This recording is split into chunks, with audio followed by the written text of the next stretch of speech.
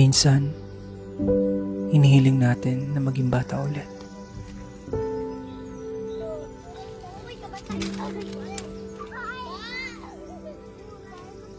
Kung pwede lang, kahit saglit.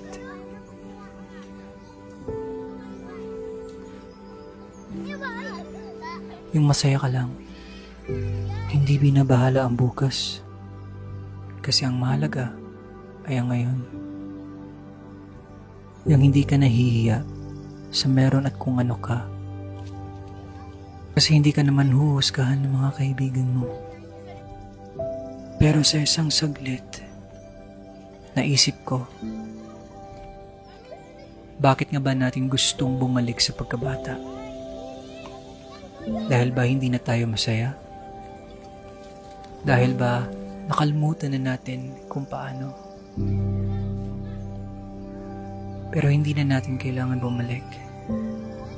Pwede pa rin natin piliin na maging masaya, makipagkaibigan, maging totoo, maging malaya. Dahil kahit ngayong matanda na tayo, may bahagi pa rin sa atin na batang walang pangamba. Sapagkat hindi lang sila ang may karapatang maging masaya. Tayo rin.